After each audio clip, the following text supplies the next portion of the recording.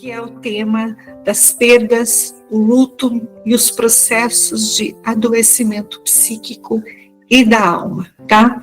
Então, é um tema que, inevitavelmente, todos nós vamos vivenciar, já vivenciamos e vamos vivenciar, né, na nossa caminhada evolutiva, ok? Então, vamos lá. Como é que nós estruturamos esse conteúdo? Primeiramente, então, a gente vai ver o conceito do luto, sobre o conceito da psicanálise. Depois nós vamos ver sobre a neurociência das emoções, neuropsicologia, a neurofisiologia do luto. E depois nós vamos ver sobre a perspectiva metafísica, sobre a perspectiva do autoconhecimento dentro de uma questão mais energética. Ok? Então, sob a perspectiva da psicanálise. Então, na perspectiva freudiana, né, especificamente em um livro dele, que é Luto e Melancolia, de 1917, ele define o luto como uma reação à perda de um objeto amado, seja uma pessoa, um ideal ou uma abstração, ou aquilo que não é real. Então, aqui já o conceito de luto já se expande, porque às vezes a gente fica imaginando que o luto, ele é sobre uma pessoa, né?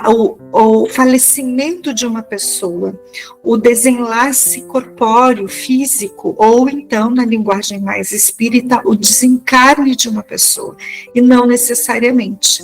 O luto, ele também pode ser por perda de algo que aconteceu nas nossas vidas, que daqui a pouquinho eu vou trazer quais são essas perdas que a gente vivencia, esses processos de luto, tá?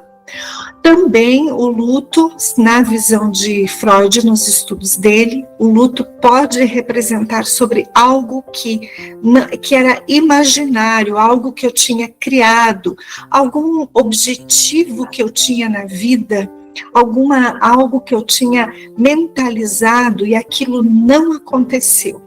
Então, eu me frustro e sofro com esse algo que não aconteceu, tá? São as nossas ideações,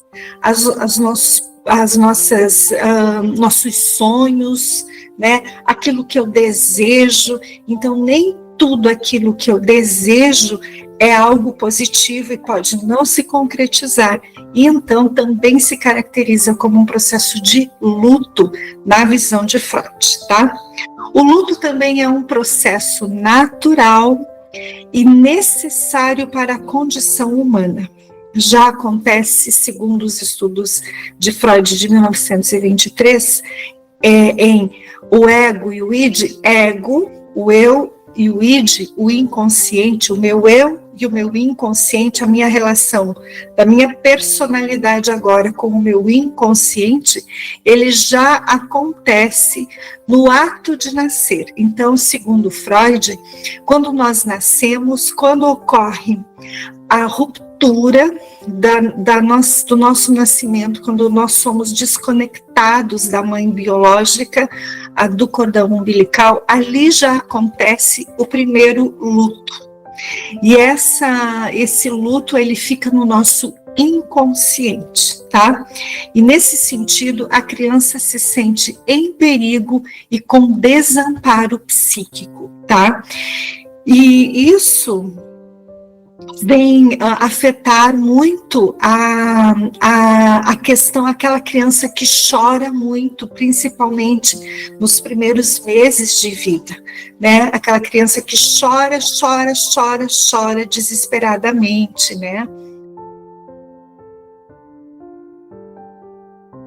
O luto, ele também, pelo Manual Diagnóstico Estatístico de Transtornos Mentais, o luto, ele também é considerado um processo patológico quando a pessoa, ela já está pelo menos 12 meses adulta, 12 meses tendo aqueles sintomas, tá?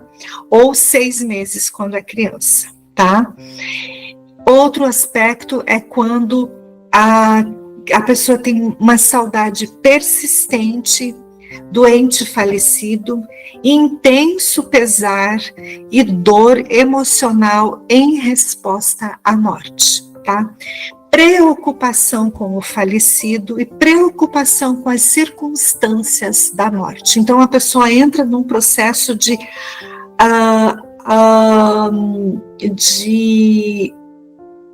deixa eu usar um termo aqui, a pessoa não esquece, ela fica ligada 24 horas por dia, tá? Ela acorda pensando na pessoa que morreu, ou na pessoa que se separou, e ela vai dormir, ela pensa e ela fica ruminando, vem muita ruminação mental, vem muita perturbação mental, ela fica criando hipóteses, ela fica gerando fantasias, né?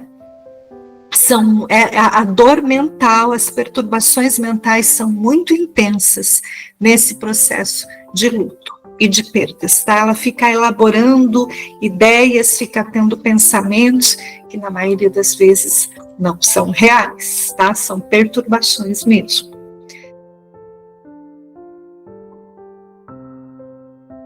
Bom, nosso próximo assunto, o luto na neurociência das emoções. Agora nós vamos entender como que funciona a neurofisiologia do luto, ou seja, como é que funciona o nosso cérebro, porque nós somos bio, psico, social e energético. Então, bio, nós temos as nossas estruturas neurológicas, químicas, patológicas, aqui dentro funciona um monte de coisa, né, gente, quimicamente e do ponto de vista eletricamente, que são os neurônios e os neurotransmissores que se conectam, que se comunicam e se desenvolvem sob essas duas perspectivas, tá? Vamos ver então, dependendo do tipo de luto que a pessoa viveu, então várias áreas encefálicas são envolvidas no luto, tá? E numa perda. Normalmente, os estudos dentro da neurociência e da neuropsicologia, eles abordam que o luto ele vai atingir o corpo amigdaloide, tá? O que é isso? É onde fica o sistema límbico profundo. Vai haver uma ativação intensa de algumas áreas dentro do sistema límbico profundo. Sistema límbico profundo, cérebro emocional. É por isso que na meditação do Reiki, é por isso que nas orientações, também no e-book ou no livro, né, nós abordamos sobre o sistema límbico profundo, porque é um dos fatores que mais nós necessitamos de cura, uma das estruturas encefálicas que nós mais precisamos curar, o sistema límbico profundo, tá? O nosso cérebro emocional, as dores e as perdas estão ali registradas. O que acontece ali? Quais são as estruturas que são afetadas? O corpo amigdaloide, então, ele é o processamento das emoções, especialmente o medo, a ansiedade e o aprendizado emocional. Então, algumas pessoas, quando passam por processos de perdas, elas têm muito medo. Elas chegam a desencadear a síndrome do pânico, elas têm medo de tudo, de todos, não saem de casa de jeito nenhum, tá? Porque essa estrutura é que foi afetada. Por isso que tem que ter um acompanhamento também de um profissional da área da psiquiatria para poder intervir com um medicamento específico para isso, tá? Depois, o lobo insular. O lobo insular é outra estrutura dentro do sistema amigdaloide, do corpo amigdaloide, ou do sistema límbico profundo, que é afetado.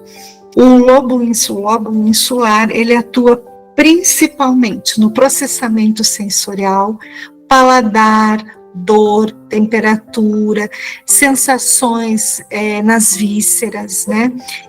E aqui, então, também as pessoas que têm problemas no intestino, tá? Intestino. Aqui também pode ser afetado, o intestino paralisou, travou, também é muita questão envolvendo o medo, tá?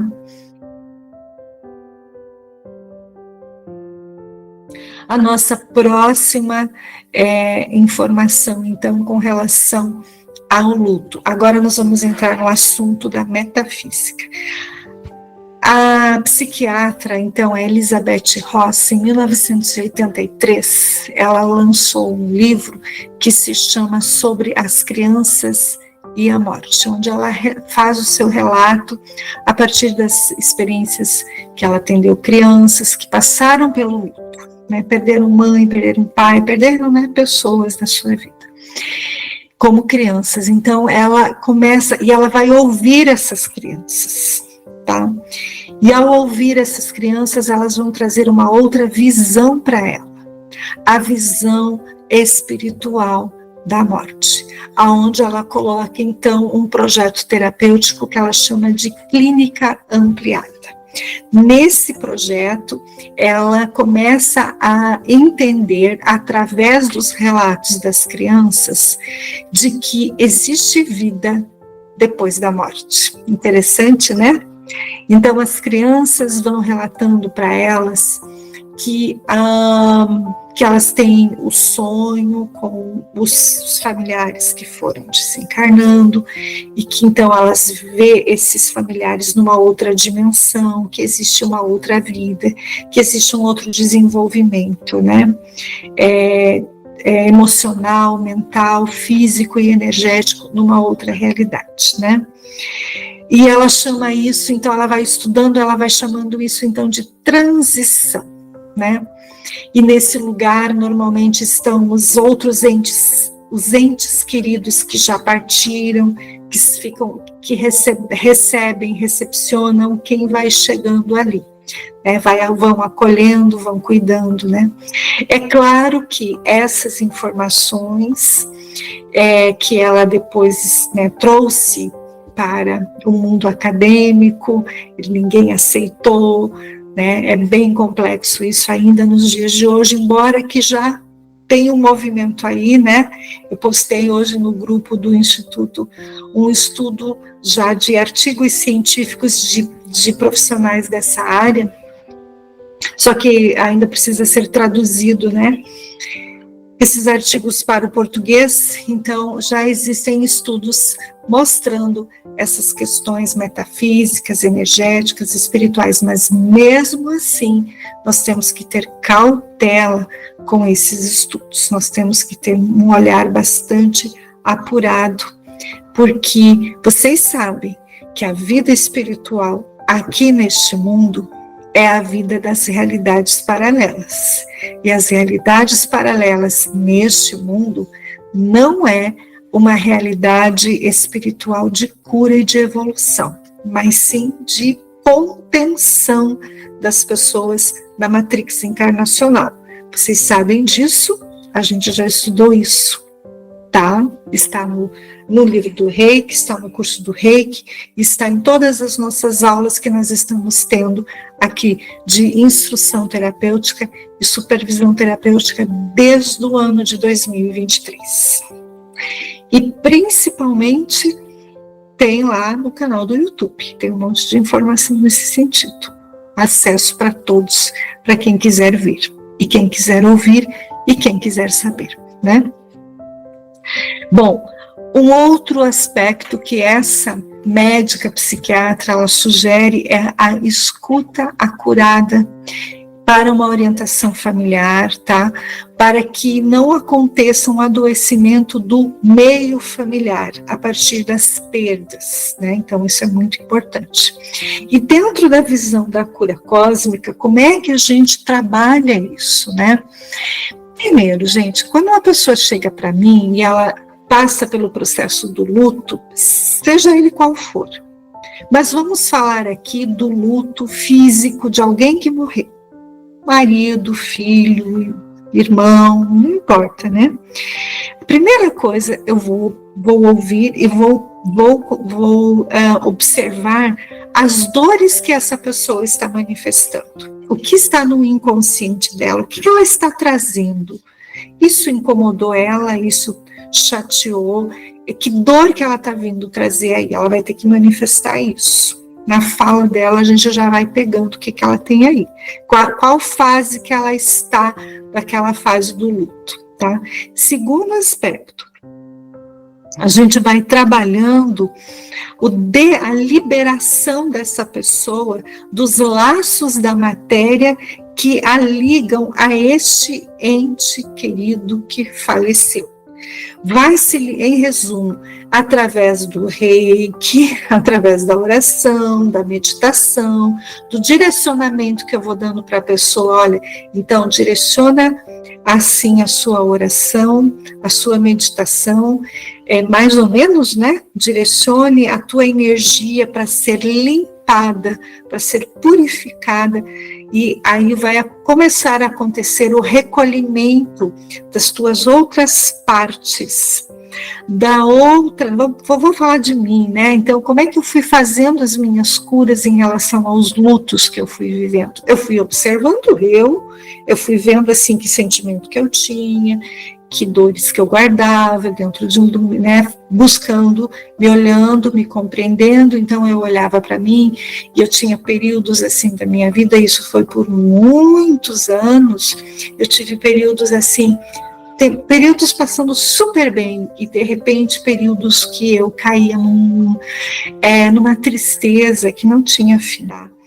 E nesse aspecto, então, tem gente que está vivendo uma dor de luto e está ali reproduzindo essa dor, está sofrendo, e a pessoa não aceita a liberação dessa dor. Tenho várias pessoas que vivem isso e elas não aceitam. Vamos agora trabalhar o último ponto. Estamos já chegando no encerramento da nossa aula. É um conteúdo forte, né, gente? É um conteúdo denso, mas ele precisa ser entendido por nós. Um outro ponto fundamental nas questões de luto na metafísica é: percebe que a pessoa que você está se relacionando mudou. Ela não é mais a mesma.